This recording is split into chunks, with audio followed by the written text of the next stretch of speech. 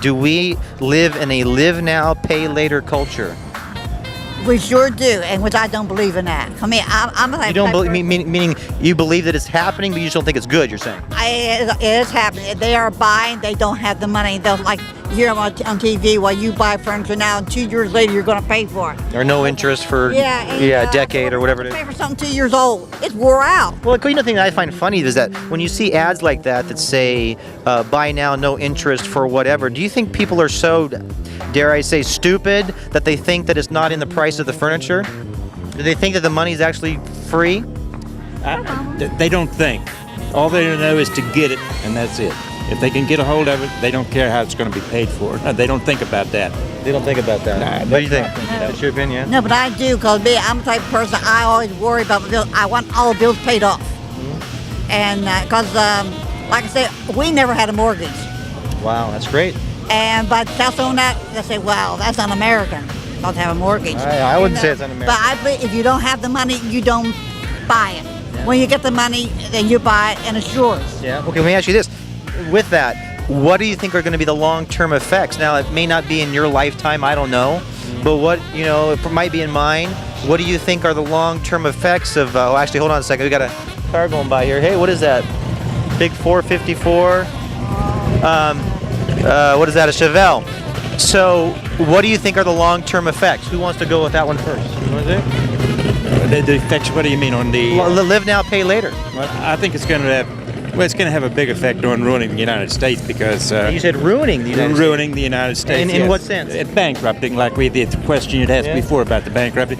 It could very easily do it because even right now we've got a lot of banks that owns property that's really not worth what they owe on them. Yeah. They have to take them back because the people just can't pay for them. And the people just don't think about how they're going to pay for it. All they want to do is get a hold of it. That's it. Okay. What are your thoughts? What are the long-term effects?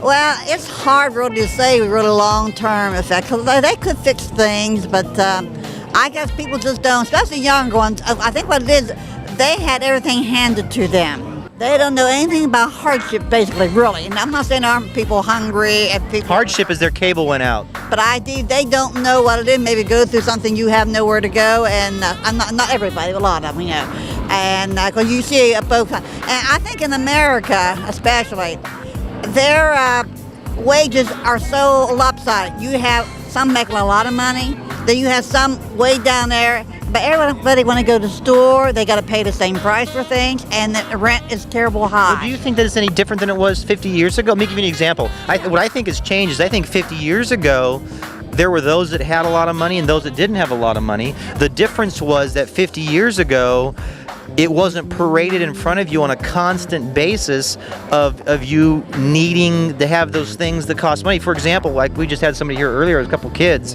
and I said, well, what's the problem? Because there's another question we got coming up, we can now segue into this. It was that half of Americans are not satisfied with their job. And one of them actually said that it's because they don't make enough money. And I said, well, the question is it that you don't make enough money or you're spending more than you make? Does that make sense? That's it. So you can't spend more than you have.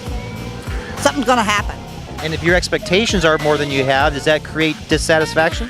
Yes, it does. It really does. I mean, you shouldn't. You have to know what your wants are and your needs are is two different things. Yeah. As long as your needs. Do you think are that's being blurred in America today? Yes. Yeah. Because they want everything. No, they think they need everything. Yeah, because everything always. They have a cell phone. They have TV. They see all these games and things like that. They got to have them,